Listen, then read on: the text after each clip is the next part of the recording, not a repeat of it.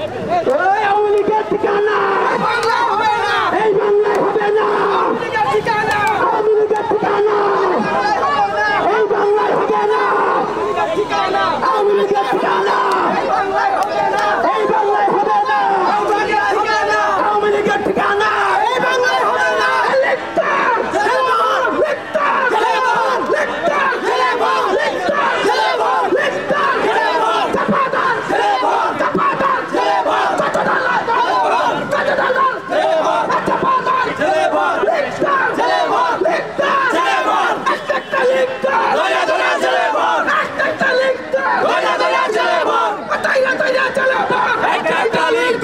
আওয়ামী লীগের ঠিকানা এই বাংলায় হবে না, আওয়ামী লীগের ঠিকানা এই বাংলায় হবে না, আওয়ামী লীগের ঠিকানা এই বাংলায় হবে না।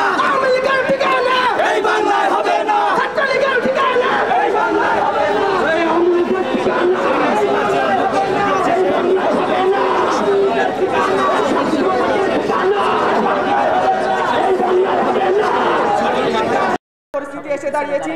আজকে বিজয়ের আমাদের 14 মাস হয়েছে। আমরা হয়তো আজকের এই পরিস্থিতি এসে বা এই জায়গায় প্রোগ্রাম করার জন্য বা হাসিনাকে ডিম নিক্ষেপ করার প্রয়োজন পড়তো না।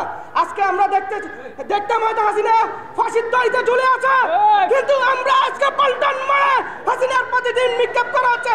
এই দায়ভার এই উপদেষ্টা মহলের, এই উপদেষ্টা মাঝাভাঙ্গা উপদেষ্টা এনজিও মার্কা উপদেষ্টা মহল থাকার কারণেই এই আওয়ামী লীগ এখনো রিফাইন্ড আওয়ামী লীগ বলে একটা গোষ্ঠী রিফাইন্ড আওয়ামী লীগ নিয়ে আসতে যাচ্ছে। আমরা বলতে চাই, ওয়ান্স আওয়ামী লীগ অলওয়েজ আওয়ামী লীগ। একজন আওয়ামী লীগ সারা জীবন তাদের বঙ্গবন্ধু চেতা নিয়ে থাকবে, তারা কখনো ভালো হতে পারে না। রিফাইন্ড আওয়ামী লীগ বাড়াবেন না। আমরা বিপ্লবীরা করে বেঁচে আছি। আমাদের রক্তে, আমাদের শরীরের শিরায় শিরায় যতদিন রক্ত বহমান থাকবে ততদিন রিফাইন্ড আওয়ামী লীগের কথা চিন্তা ভাবনা করবেন না। গতকাল যুক্তরাষ্ট্রে যে ঘটনা ঘটেছে এটি খুবই ন্যাক্কারজনক। রাষ্ট্রে এখনো আওয়ামী লীগ ঘুরে বেড়াচ্ছে, রাষ্ট্রে এখনো আওয়ামী লীগ। যুক্তরাষ্ট্রে ডিম নিক্ষেপ হয়েছে, আপনারা দেখেছেন। সংগ্রামী বন্ধুরা, ডক্টর ইউনূস তাহলে কি করতেছে, স্বরাষ্ট্রমন্ত্রী কি করতেছে? তাদের চেয়ারে কি বসিয়েছি শুধু পুলিশকে জিজ্ঞাসার জন্য আপনি খেয়েছেন কিনা? আজও পর্যন্ত দেখিনি সাধারণ মানুষের কাছে যে আপনার ভালো আছেন কিনা, আপনার রাষ্ট্র থেকে ভালো কিছু পাইছেন কিনা। 29 তারিখ গণ অধিকার পরিষদের সভাপতি বিপি নুরুল হক নূর ভাইয়ের উপরে যে হামলা হয়েছে, আমিও ওই দিন হামলা আহত হয়েছিলাম। কিন্তু বন্ধুগণ, সরকারের কাছে একটি আকুল আবেদন থাকবে।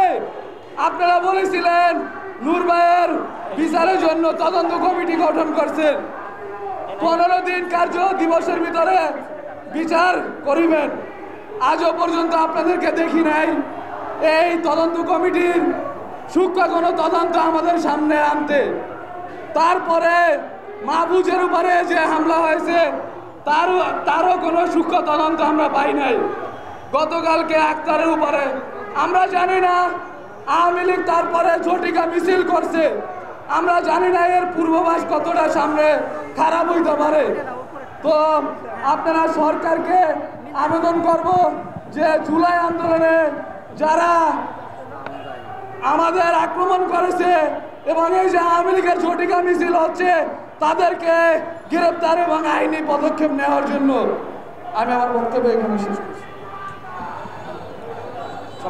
এখন আমাদের মাঝে কারণ হচ্ছে 5 আগস্টের পরে আমরা বারংবার ডক্টর মোহাম্মদ ইউনূস সাহেবকে সতর্ক করেছিলাম আপনার আশেপাশে ফেসিবাদের দোসর ভরা, কিন্তু ডক্টর মোহাম্মদ ইউনূস কোনো পদক্ষেপ গ্রহণ করেনি। আমরা দেখেছি প্রশাসন থেকে এখনো পর্যন্ত স্বৈরাচারের দোসরদেরকে অপসারণ করা হয়নি।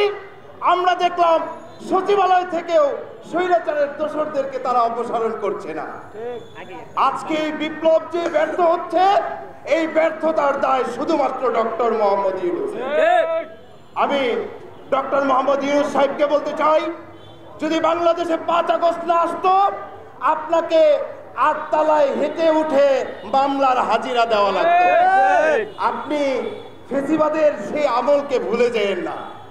আমরা অনেক ত্যাগ তিতিক্ষার পরে রক্তের বিনিময়ে আপনাকে প্রধান উপদেষ্টা বানিয়েছি।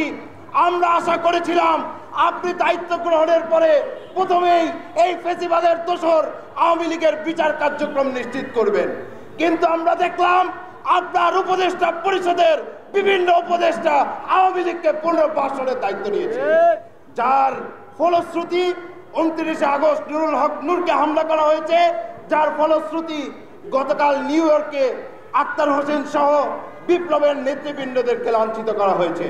তাই অনতিবিলম্বে বলতে চাই, ডক্টর মোহাম্মদ ইউনূস সাহেব, আপনার কাছে এখনো সময় আছে। আপনি আগামী নির্বাচনের আগে আওয়ামী লীগের দৃশ্যমান বিচার নিশ্চিত করে নির্বাচনের তারিখ ঘোষণা করবেন। আপনি জাতীয় পার্টিকে নিষিদ্ধ করে নির্বাচনের তারিখ ঘোষণা করবেন, অন্যথায় এই বিপ্লবী ছাত্র জনতা আপনার পদত্যাগ চাইতে দ্বিতীয়বার ভাববে না।